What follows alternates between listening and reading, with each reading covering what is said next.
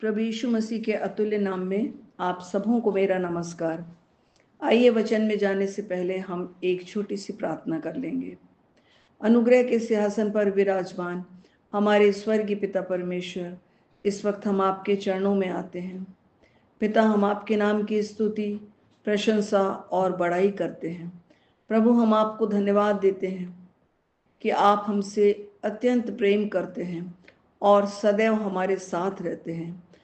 आप प्रभु जी हमारी प्रार्थना को सुनकर, हमारी विनती को सुनकर उसका जवाब देते हैं। आपकी योजनाएं जो हमारे जीवन के लिए हैं वो हानि की नहीं परंतु लाभ ही की हैं। प्रभु जी, इस वक्त हम चाहते हैं कि जब हम आपके वचन में से कुछ सीखते हैं, आपका पवित्र आत्मा वचन को समझने के लिए हमारी सहायता करे। होने दे प्रभु, हम तेरे वचन पर, तेरे वायदों पर और तेरी प्रतिज्ञाओं पर विश्वास करने वाले बने। आगे के समय को हम तेरे हाथों में देते हैं और इस प्रार्थना को अपने उद्धारकर्ता मुक्तिदाता प्रभु यीशु मसीह के नाम से मांग लेते हैं। दया से सुनिए और कबूल कीजिए। अभी मैं आपके सन्मुख वचन में से पढ़ लूंगी यशायाह की पुस्तक, उसका 40वां अध्याय और 21वें पद को, और उसके बाद 27 से 31 तक, जहां कुछ इस प्रकार से लिखा हुआ है। पहले मैं आपके सामने पढ़ूंगी 27 से 31 तक। हे याकूब, तू क्यों कहता है? हे इज़राइल, तू क्यों बोलता है? मेरा मार्ग परमेश्वर यहोवा से छुपा हुआ है। मेरा परमेश्वर मेरे न्याय की कुछ चिंता नहीं करता। क्या तुम नहीं जानते? क्या तुमने नहीं सुना? यहोवा जो सनातन परमेश्वर और पृथ्वी भर का सृजनहार है, वह ना थकता और ना श्रमित होता है। उसकी बुद्धि अगम है। वह थके हुओं को बल देता और शक्तिहीनों को बहुत सामर्थ देता है। तरुण तो थकते और श्रमित हो जाते और जवान ठोकर खाकर गिरते हैं, परंतु जो यहोवा की बाट जोहते हैं वे नया बल प्राप्त करते, निरंतर नया बल प्राप्त करते जाएंगे। वे उकाबों की नाई उड़ेंगे, वे दौड़ेंगे और श्रमित ना होंगे, चलेंगे और थकित ना होंगे। 40 का 21वां पद फिर से पढ़ लूंगी। क्या तुमने नहीं सुना? क्या तुम नहीं जानते? और क्या तुमने नहीं सुना? देखिए, जीवन की राहों में और कार्यों की व्यस्तता के कारण कई प्रकार की परेशानियां हमें आती हैं, और परेशानियों और निराशाओं के बीच चलते हुए मनुष्य कई बार अपने आप को बहुत ही थका हुआ, कमजोर और निराश महसूस करने लगता है।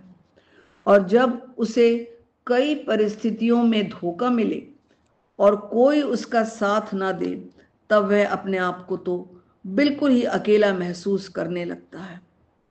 खासकर हमने देखा है कि जवान बच्चे भी इसका शिकार हो जाते हैं। जवान जब धोखा खाकर निराश होते हैं तो अंत में उन्हें डिप्रेशन हो जाता है, और या फिर डिप्रेशन जैसी स्थिति होने लगती है। ऐसी स्थिति ना केवल सामान्य मनुष्यों में होती है, परंतु यह देखा गया है कि आजकल विश्वासियों में भी अक्सर ऐसी ही स्थिति पैदा हो जाती है, क्योंकि विश्वासी भी जीवन के कई बार ऐसा होता है कि उन्हें कई बार कई परिस्थितियों से गुजरना पड़ता है। कठिन परिस्थितियां और अजीब सी परिस्थितियां उनके जीवन में आती हैं कि उन्हें भी ऐसा लगने लगता है कि वे अकेले हैं और कोई उनका साथ नहीं दे रहा। तो इसलिए विश्वासियों को भी अकेलापन और डिप्रेशन का एहसास होने लगता है। उन्हें डर और भविष्य की चिंता सताने लगती है, और यह बिल्कुल स्वाभाविक सा भी है। देखिए, विश्वासियों के जीवन में कई कई बातों का डर रहता है। किन किन बातों का डर? जैसे उन्हें चिंता रहती है कि आर्थिक तंगी या गरीबी की चिंता, उन्हें बच्चों की चिंता भी सताती है। उनकी पढ़ाई कैसे करेंगे, उनकी फीस कैसे देंगे, उनकी नौकरी कैसे लगेगी, और उनके भविष्य की चिंता, उनके स्वयं के मकान या प्रॉपर्टी की चिंता, और विशेषकर ओल्ड एज में बीमारी और बुढ़ापे की चिंता। कौन हमारा साथ देगा। मनुष्य के दिमाग में ना चाहते हुए ये विचार आते रहते हैं कि जीवन की इन समस्याओं का सामना मैं कैसे करूंगा। देखिए, इस प्रकार की चिंता या विचार का आना कोई भी अनहोनी बात नहीं है। तो मैं आपसे कहना चाहूंगी कि इनसे आप डरे नहीं, पर याद रखें कि आपको इन विचारों या चिंताओं में पड़े रहने की जरूरत नहीं है, क्योंकि हमारा परमेश्वर हमें उन्हीं में पड़े रहने की अनुमति नहीं देता है। इन विषम परिस्थितियों में ही हमें हमेशा एक बात याद रखना है, और वो क्या है कि हमारा परमेश्वर कौन है और वो हमारे लिए क्या करता है। इस सेंटेंस को मैं दोबारा रिपीट करना चाहूंगी कि हमारा परमेश्वर कौन है और वो हमारे लिए क्या करता है। और आप भी जब अकेलेपन या डिप्रेशन के दौर से गुजरे तो आप स्मरण कर लें, 1 मिनट रुककर, क्या कि हमारा परमेश्वर कौन है और वो हमारे लिए क्या करता है। आप उन परिस्थितियों में फंसे ना रह जाएं, या ऐसा ना सोचें अपनी बुद्धि से कि मैं इन परिस्थितियों से कैसे निकल सकता हूं, लेकिन अपने दिमाग में तुरंत यह विचार लाएं कि हमारा परमेश्वर, मेरा परमेश्वर कौन है और वो मेरे लिए क्या करता है। प्रभु हमको यशायाह के 40वें अध्याय की 21वें और 28वीं आयत में बार बार क्या कह रहे हैं? क्या तुम नहीं जानते? क्या तुमने नहीं सुना? फिर से पढ़ूंगी, क्या तुम नहीं जानते? क्या तुमने नहीं सुना? तो आप अपनी बाइबल में यशायाह के 40वें अध्याय के इन पदों को बार बार पढ़ें, जहां बार बार ये लिखा है। अब प्रश्न ये है कि हम क्या नहीं जानते और हमने क्या नहीं सुना। तो आप आगे के पदों को पढ़ सकते हैं, आपको इसका उत्तर यशायाह के 40वें अध्याय की पूरी कई पदों में मिल जाएगा कि हमारा परमेश्वर कौन है, हमारे लिए क्या क्या कार्य करता है।